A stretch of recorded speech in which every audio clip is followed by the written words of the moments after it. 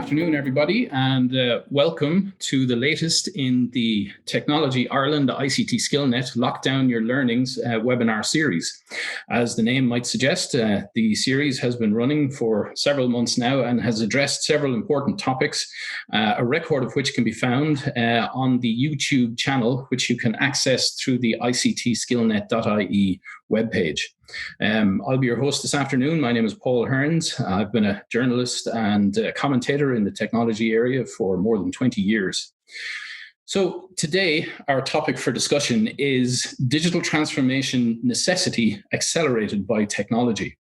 And the topic was actually prompted by a previous event where Dejan, a board member of Comtrade Digital Services, and myself had a conversation broadly around trends of the day.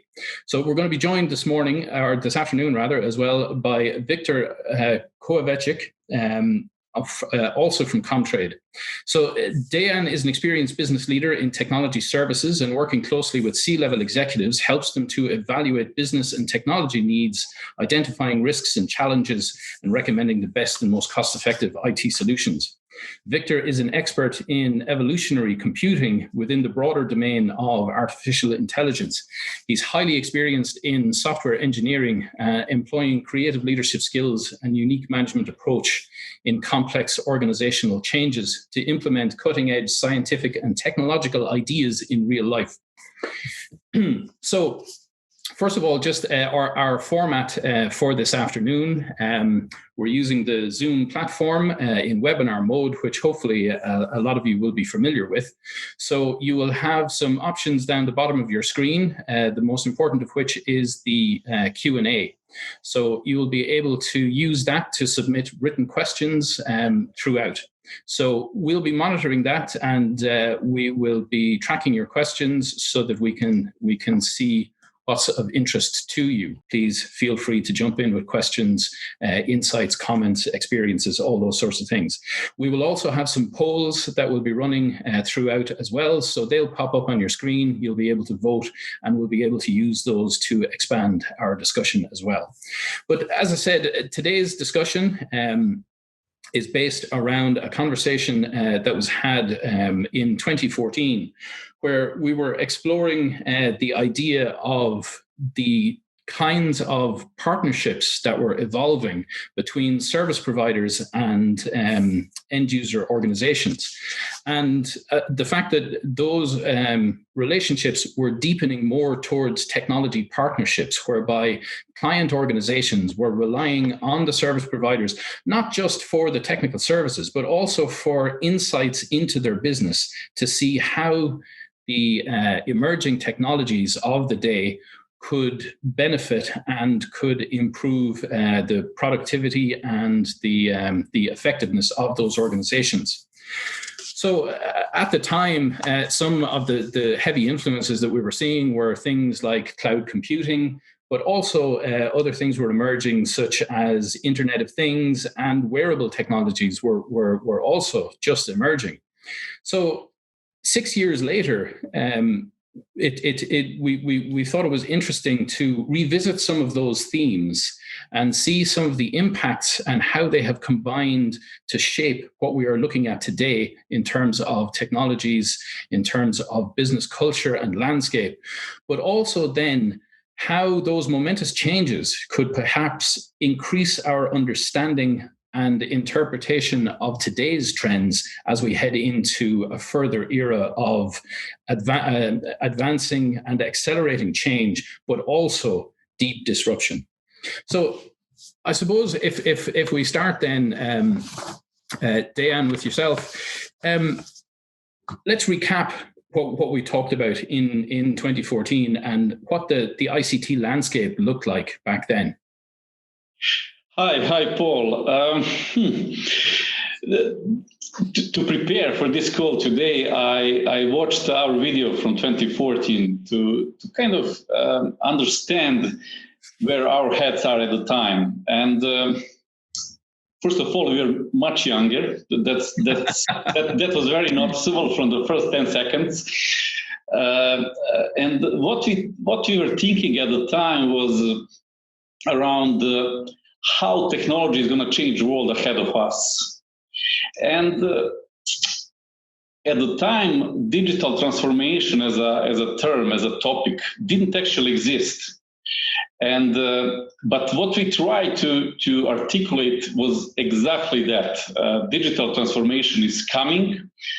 To make digital transformation successful, you need kind of happy marriage between business and technology departments.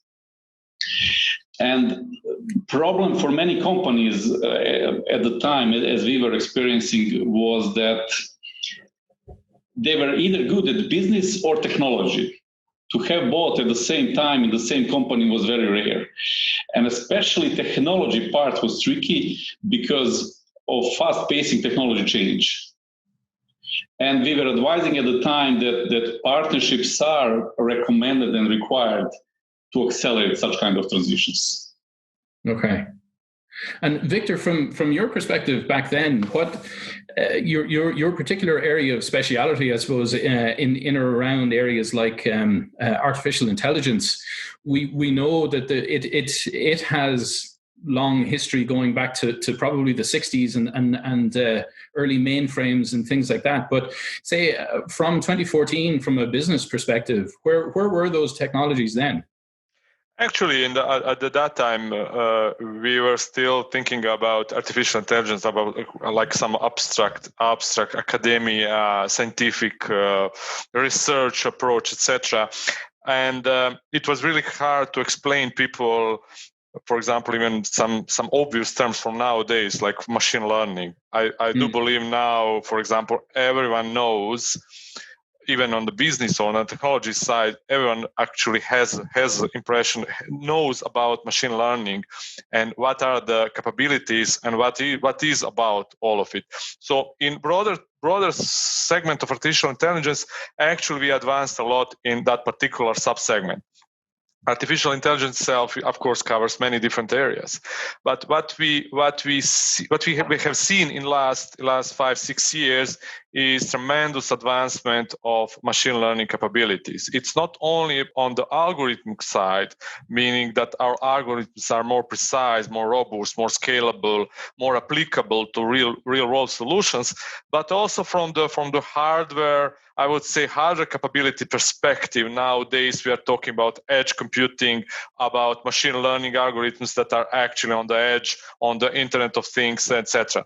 So, in that sense, we are seeing that kind of significant change related to AI. But of course, nowadays, machine learning is becoming like kind of commodity in artificial intelligence approach, and we are talking about some other aspects of artificial intelligence in areas which are more fitting into the new terms that are coming after digital transformation term, which is we are calling all those new aspects like beyond digital transformation things that are coming. And one of them is artificial intelligence. I will talk a lot about it, but from different aspect than it was in last. It was in last 6 years when it was mostly about machine learning. Okay. Well, I suppose digital transformation really has been one of those breakout terms that has become ubiquitous, and I think everybody has, even if they don't have a program as such, probably has some conception of what it might mean for their own organization. But going back again to that 2014 discussion, the emergence of the technology partner in particular, I suppose, has really become real. So if we could describe maybe, Dejan, that development, because back then, while you were spotting it as an emerging trend, now even beyond service providers, technology partners such as vendors and the big technology companies are really kind of pivoting themselves towards that. Even distributors in the channel are looking to themselves more as partner providers. So describe a little bit how that has kind of evolved to where we see it today. At the time, I would say for many businesses, digital transformation was mainly around digitalization of the existing business processes, which was it was good for business, but very primitive way to utilize technology. And to digitalize existing business processes, it's from technology perspective, it's trivial task, not complex at all. But then you had at the same time a raise of the players and raise of the thinking in different industries. And the example I like to use is Ryanair. At the time, or 2 years after that event we are talking about, Ryanair came with the idea that they are becoming technology company with airline attached. And if you think about that kind of change of mindset, company with 300 airplanes is saying, we are not airline company, we are becoming technology company. And by the way, we have 300 airplanes. And to enable such kind of shift, even Ryanair had to find a reliable partner to help them. So again, on the basic level, such kind of digital transformation was trivial to execute, but that was not the point. The point was to utilize technology and push businesses toward new business models. And 2014, I don't know, Microsoft was selling Office licenses. If you think about that change on their side over the last 6 years, today you buy Office 365 subscription and you are good to go. And such kind of transformations are very hard to be done without strong technology partnerships.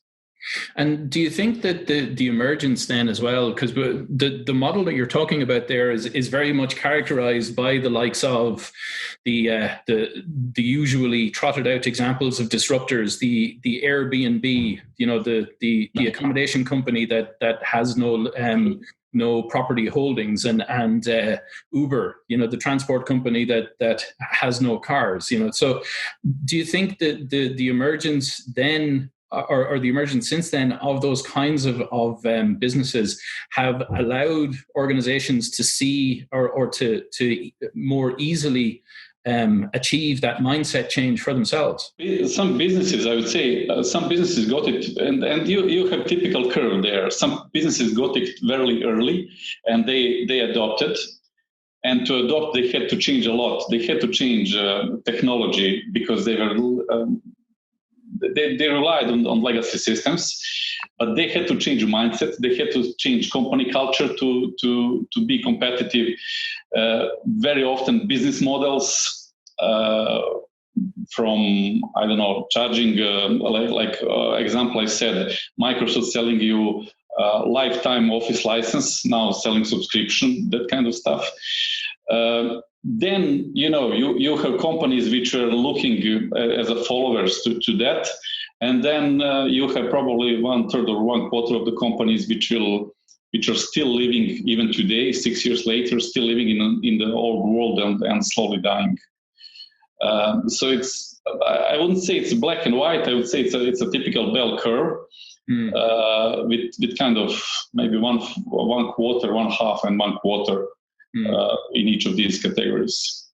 And Victor, in your experience then, because the area of technology that's your area of expertise, acceptance is a key issue with it as well, because on the one hand it can be so futuristic for people to comprehend, but on the other hand there might also be the what would I want with that type of approach. So again, acceptance there requires that sort of mindset change. How have you experienced those gradual acceptances and changes as you've progressed through that too? Yeah, so in when Dan was talking about those experiences related to Ryanair and Microsoft, actually, I was thinking like 6 years ago we were mostly talking with organizations and the people within organizations about acceptance of the digital transformation, digital necessity. Nowadays, I would say that's not the question anymore.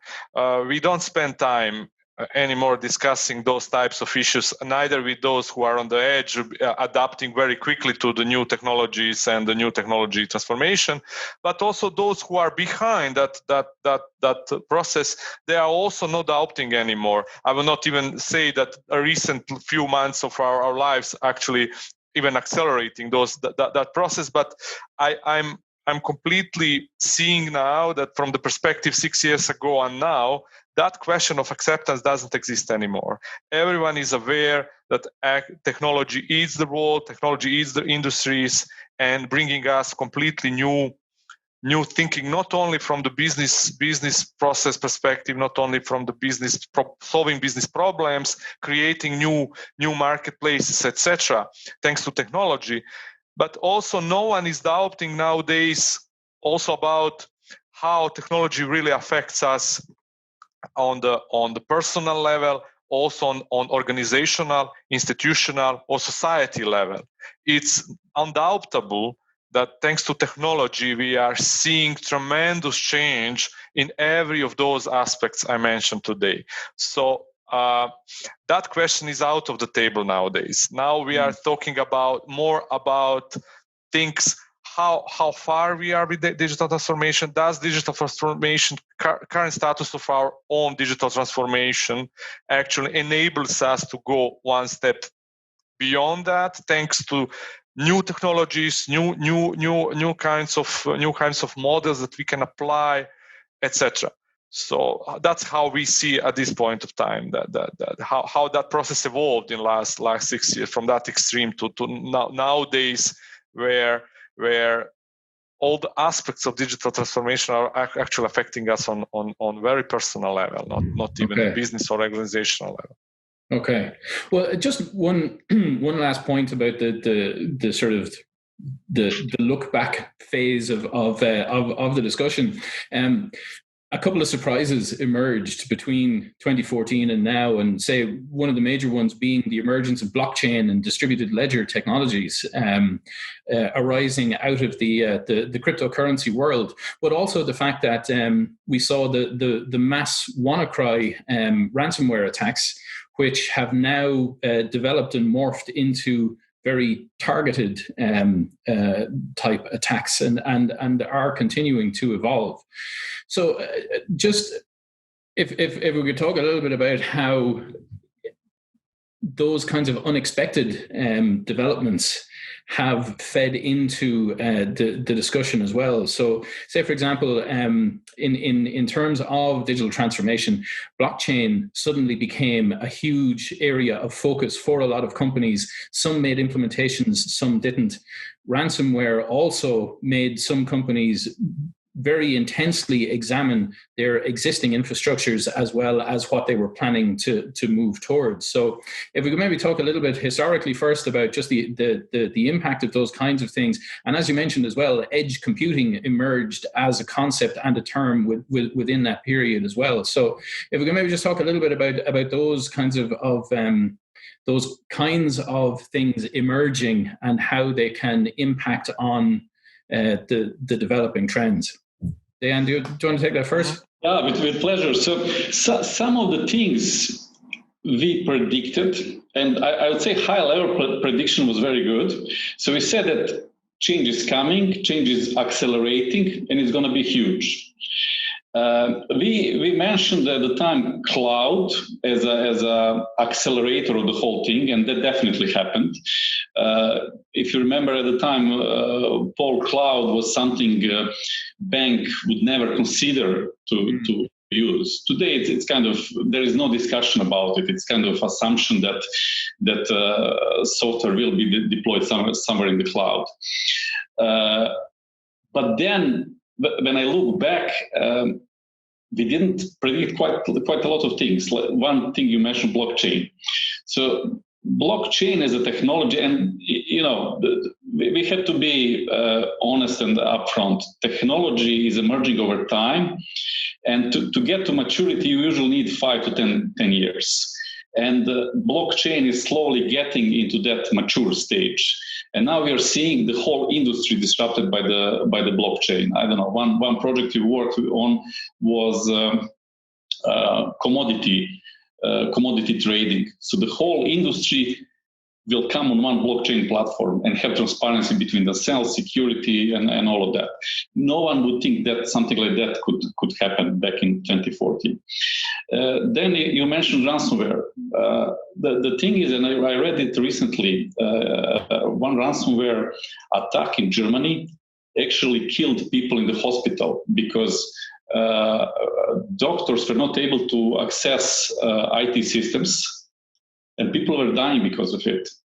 So computer virus is actually killing people in hospitals when you think about it. And then the whole IT security space and how people are using computers and all of that, because of such kind of things, have to be reconsidered.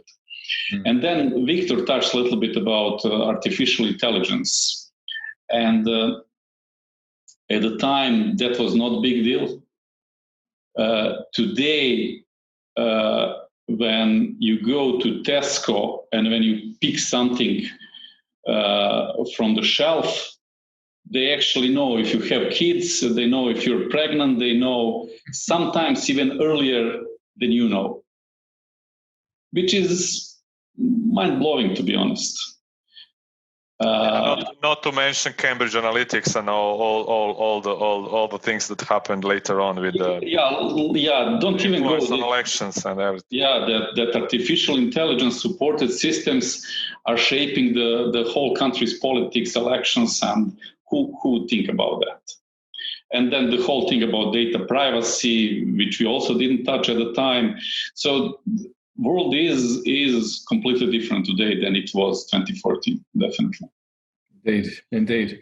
Victor, do you want to add something to that? Yeah, one of the things that actually is something that probably, even if you could not find the right terminology at that time from technology, the definition of it, like blockchain, for example, but history of evolution of the economy and the key players in economy is always fight against intermediaries. You mentioned distributors previously, etc. So.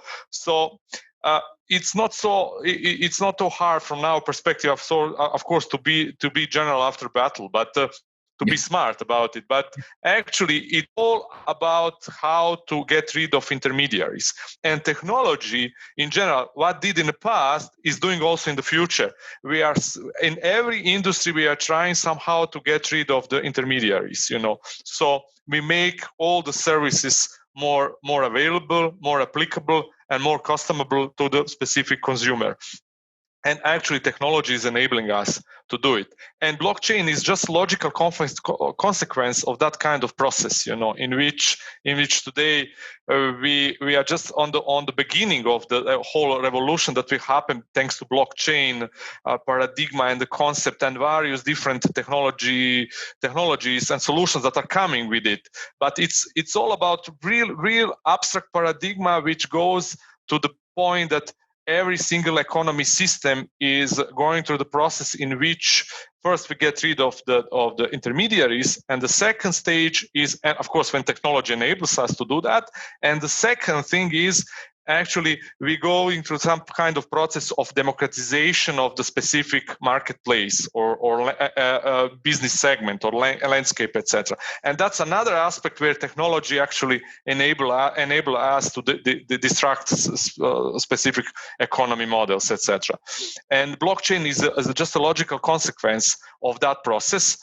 And then, of course, it will go beyond that now with scaling our capacity to actually exchange those ledgers between all our devices, etc. So we have consistent state of our, financials or whatever in every single device, because we will have 5G, we will have edge computing, etc. And it will just accelerate that process. Okay.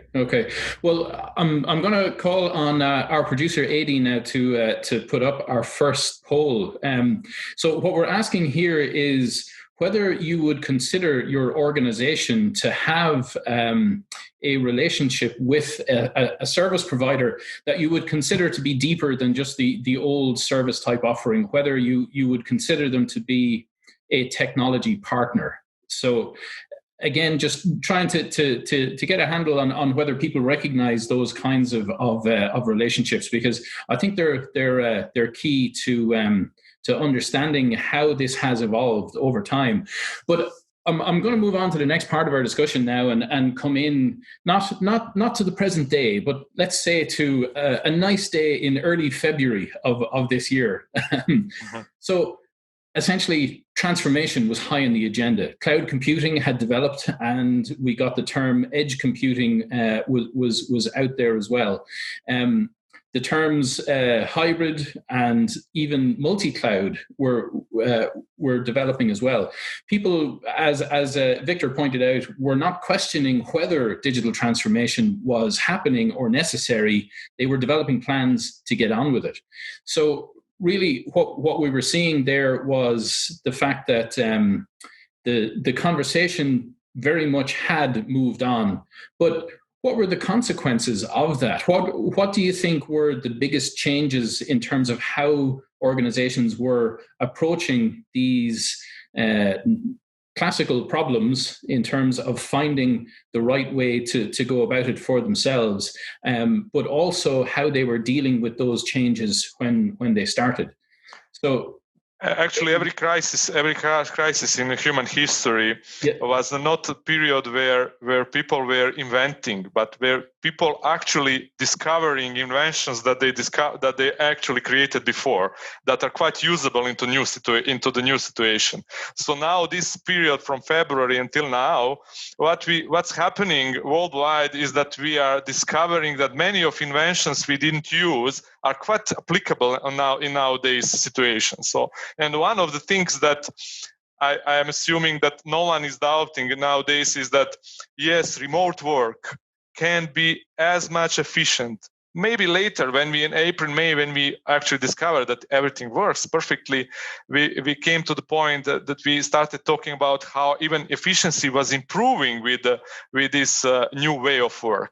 And this is something where we suddenly invented all things that were in the place, but we didn't use them so much and so extensively, like collaboration tools, hybrid cloud, different types of wearing devices, etc., that are all helping us actually nowadays to move around the world and discuss many different things with many new people that we didn't met ever before, And this is my first learning, and all the innovation. And I will repeat again this because I find this really, really important. Innovation we discover that we can apply now is actually boosting new innovation that will come in years that will come. And some of the things that we are discovering at this point of time, like collaboration tools that are becoming commodity for us, are actually boosting VR, augmented reality, new different forms of collaboration that at the moment we're not actually subject of interest, simply because we were discussing basic fundamentals of digital collaboration tools, And now, when that's not out on the table anymore, there are huge whole new economy that is created around virtual reality, augmented reality, etc., and devices around it, etc. That's just one of the examples, One other topic that is also quite connected with this, and it's more organizational and more society perspective now. All organizations we have now, we are facing the fact that digital nomads, we called before only like some kind of software engineers that are working from different places in the world. Now, suddenly we are all digital nomads. And actually we are dealing with huge extent of requests from our employees. Look, now it's coming the rainy period in Dublin. I would like to move to Sicily for 3 months and work from there. Is it applicable? Now, organizationally, it's not a problem anymore.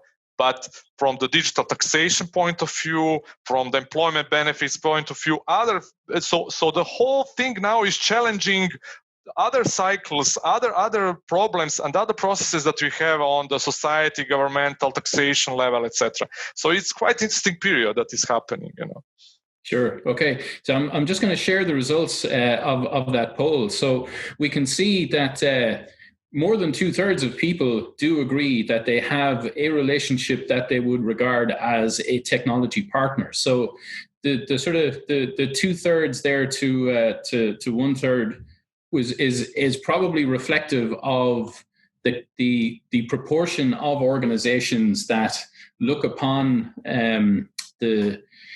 that transformation agenda as critical to their future, as opposed to, say, some of the more traditionally focused organizations that are still maybe squeezing their own infrastructure and looking to do things that way.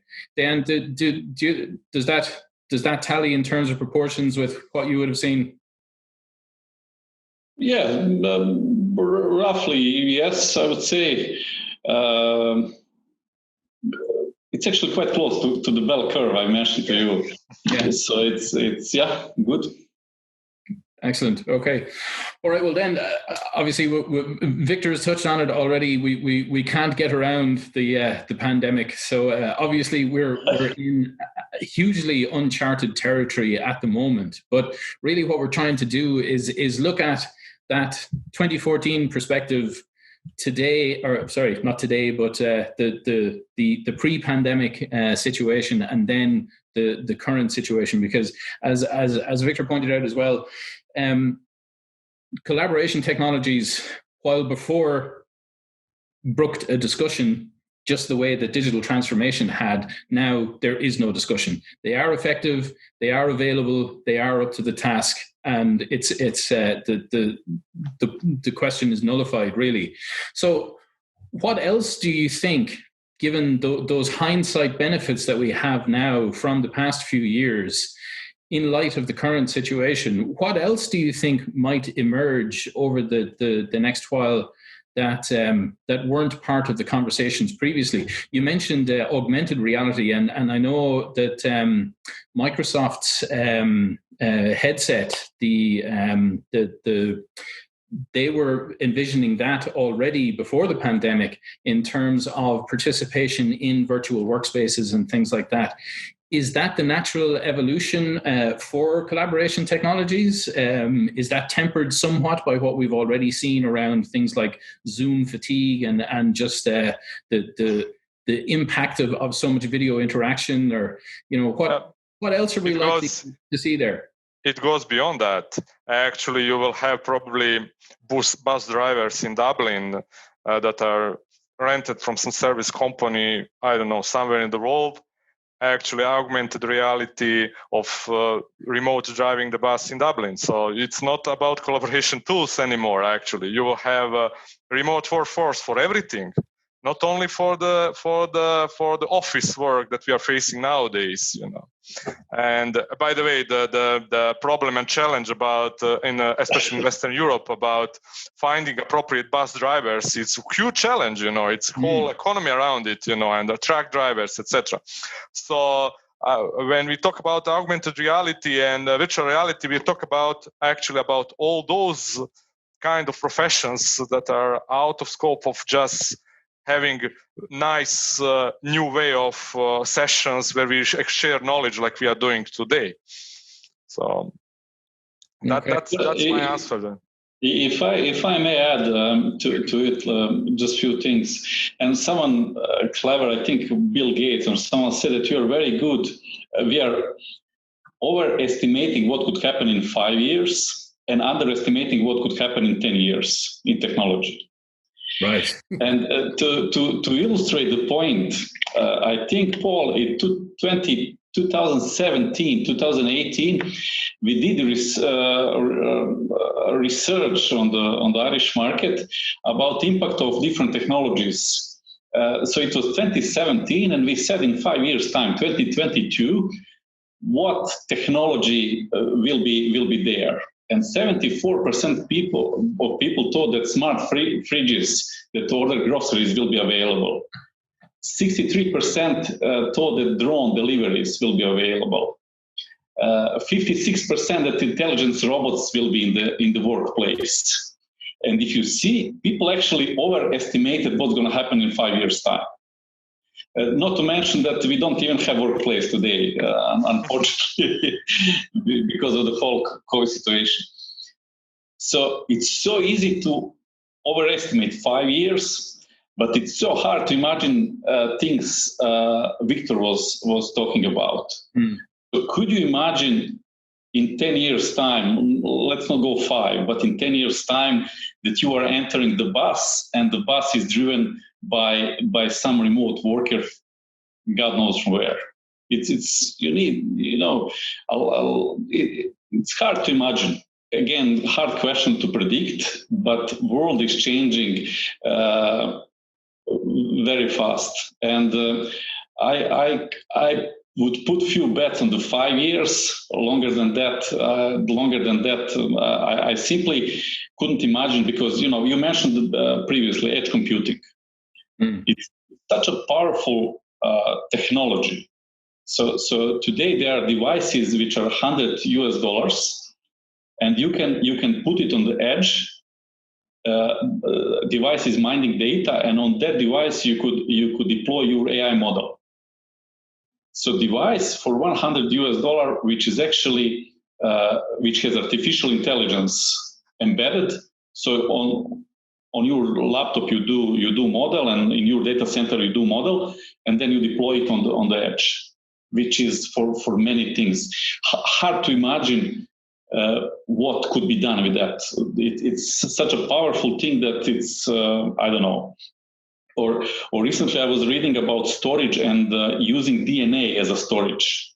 Again, if they make it work, powerful of that is like, first it's cheaper, it's easier to use, it uses less energy, it's 1,000 times more storage per physical space as opposed to today. It's very hard to predict. So our lives will definitely be completely different in 10 years than they are today. Okay.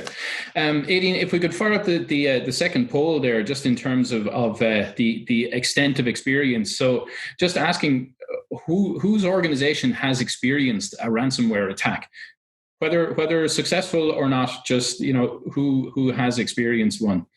And just while we're waiting for that to come in, there's also the issue that we're facing as well in terms of backlash. And Victor, you mentioned the word algorithm a number of times there as you spoke, and it's quite a heated topic in Ireland today, as we're seeing the fallout from the Leaving Cert results and mistakes that were made in feeding through to the algorithm there. So as you look at those kinds of instances whereby, say, the example of the self-driving car that was involved in an accident, where you see an algorithm go wrong, and we've seen it in the UK recently as well through their education system. Uh-huh. Are we better at dealing with those kinds of instances now than we were in the past? Are we going to have to deal with them a lot more in the future? What happens when you have to, say, start defending the terminologies and the technologies related to what you do? There will be a whole new industry created about workforce around different cognitive systems. There were many companies even now talking about digital workforce. And when we are talking about, and all those examples you said before, for me, are examples of instances of digital workforce. So when we talk about that specific approach, again, we have to shift our own way of thinking about it. So as as ordinary employee, we have our own responsibilities, authorities, and also our own liabilities regarding to the decisions we are making or impacts of those decisions that are affecting our customers or wider different types of organizations or communities, whatever.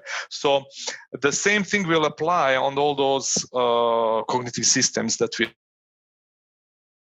but they will be here and they will be more and more present in our lives. And in many of the commoditized workplaces, we will actually start competing with cognitive systems, meaning probably there are many kinds of works at this point of time that can be automated already. The problem is in regulation. Problem is all those kinds of liabilities and other things.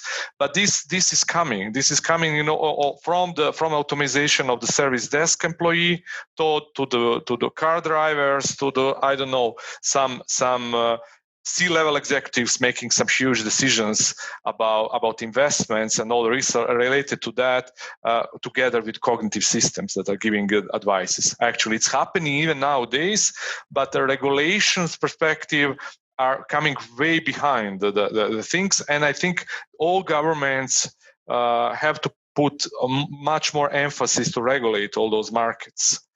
And this is thing I'm seeing at the moment. It's not about technology anymore. It's more about how we as organizations actually will accept that new technology and how we will utilize it in good manner. Okay. And as I said, it will go from various examples you mentioned to the whole new marketplace that will be created around the digital workforce. Okay. So just sharing those poll results, then they're a little bit surprising to me anyway. That only 10% of our audience appears to have had a ransomware attack. We are in Ireland. We don't do ransomware. No. There can be also another aspect of this, or they are not aware about attack at all. I think the don't know proportion there at 10% might be a little low too. But Aidan, if we can fire up the last one then as well, and I'm just conscious of time now, we're coming close. But a question has come in, which I'll address to both of you in turn. It says, 6 years from now, what do you think we'll be discussing in 2026? And what will be the major changes in digital transformation? So I think that it is a very pertinent question, and it rounds off the conversation for us nicely. It's just that as we have learned that perhaps one of the biggest changes that we have come to terms with in the past 6 years has been that mindset change of how technology feeds into what we're trying to do, and how organizational and cultural change is almost as important as anything else. So, Dejan, maybe to you first, with that in mind, what do you think we'll be talking about then, and why? So, from our experience, digital transformation very quickly become what we call agile transformation, and it's as much as about cultural change as it is about technology change. And companies which are doing it successfully, they become very good in that kind of agile transformation, which is cultural transformation. And it's for them, it was very similar to what COVID did to all of us.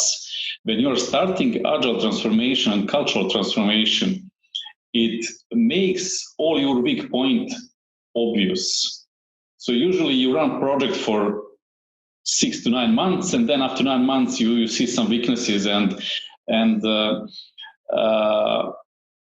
you see where your organization is not doing well. If time of the project is 2 to 4 weeks, it stresses the whole organization, it stresses the whole system, and then you see results much better, much earlier, but also you see problems much earlier.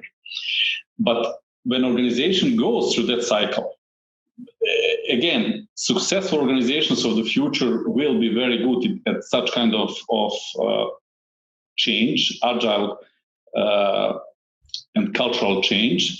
In terms of technology, what we're gonna to put the bet on 2026, is it 2020? What was the question? 2025 or 2026? What we are going to discuss. AI and all of that is going to happen until then for sure. And what's going to be ahead of us, I will use what Victor said, digital workforce. It's going to be, digital virtual workforce is going to be a very interesting topic for the future. Very good. And Victor could shed some more light. He's very passionate about it. He thinks that it's going to be a website where you're going to buy whatever you want. So if you want to buy a driver, you go to the website and you buy virtual driver. That kind of stuff. That's very, very briefly, Victor, if you could comment on that, and we'll share those poll results. Yeah. So from my point of view, it will much more talk about impact of technology on people and organization than on technology itself, because we will be all aware of technology. That's first thing that I see that will happen. Second thing that will happen, we will live life after Google in 5-6 years from now. Simply, there will be no need for intermediaries like Google's, etc., because we will live in a heavily distributed world where 5G networks will enable us to actually connect with whomever we want directly without intermediaries. That's the second big change that will happen. And the third, then mentioned digital workforce, but I will dare to say it's cognitive systems in our daily life on personal and organizational level, meaning that in 5 years ago, we were talking about number of mobile phones that will overreach number of people on the planet. In 5 years from now, we will talk about number of cognitive assistants that will overreach number of people on the earth. So in that sense, those three elements I see as the most important for the future. Very good. Okay. Well, just that last poll result then. So we can see that more than half of people do have a digital transformation plan currently. So let's hope that those insights maybe, Paul, just to add on that, in the research we did 2017, one of the key findings was that 48% of organizations have no formal plan. 3 years later, we see still 44. Well, okay, the sample at the time was much bigger. I think 150, 180 people were in the poll, but quite similar. So it's interesting to see how it moves over time. Absolutely. It's interesting to see that the major proportions are still the same. So even though, as we have seen from the topic, the title for our discussion of the need for change, that while people feel the imperative, they don't necessarily have the formal plan around it. So excellent. Okay, just to so we got one more question. You cannot ignore that, Paul. Oh, okay. Will Paul look younger in 2026? I sincerely doubt that. I think my current look will probably certainly have expired by then, but I'll do my best to be as youthful as possible. So the current clean living trends should feed into that. But just as you can see on your screen there, the next webinar is going to be looking at artificial intelligence, machine learning, and releasing human potential. So we'll also be talking there about automation. So we're going to have Dr. Gavin Shorten, who is a program delivery manager in that area for IBM, and he's going to look at that sort of strategic development of the technologies and where it's all going. But what we'll also have are some examples of how those technologies are feeding into practical implementations every day in Irish organizations. So just for the next slide there, the other upcoming events that we have then, Danny O'Neill is going to have a webinar on the 15th of October about creating high-performance sales cultures. On the 22nd of October, I'll be back speaking to Mary Cleary of the Irish Computer Society and Mark Jordan of SkillNet, and we'll be talking about education and training in organizations that are under constant change and what that means for both delivery, for content and for consumption. Then finally, Carmel Summers is going to be talking on the 29th of October about aligning organizations' business and human capital strategy for competitive advantage. So just the final one then, October is Cyber Month, and ICT SkillNet, along with other organizations, have a huge program of events for all of this. So I'm not going to go through this in detail, just to remind you that it's there, and ICT SkillNet and others all have information on their site in relation to that. So it just remains then to thank everybody for attending. Thank you to our speakers, to Dejan and to Victor, our producer Aideen today as well, for making all this happen and handling in the background. And thanks to everybody at ICT SkillNet for facilitating the entire series. Just a reminder that all previous topics are on the YouTube channel, and you can access that through ICT SkillNet. So this session was recorded as well, and it'll be edited and to go into that. So thank you everybody again for attending, for participating, for putting up with me and my constant aging, and we'll see you again at another webinar in the Lockdown Your Learning series. Thank you very much, everybody. Thank you. Bye-bye. Thanks for watching. If you enjoyed this webinar, please follow us on Twitter and LinkedIn to be kept up to date with all our news, events and programs. You can also subscribe to our YouTube channel for more videos like this one.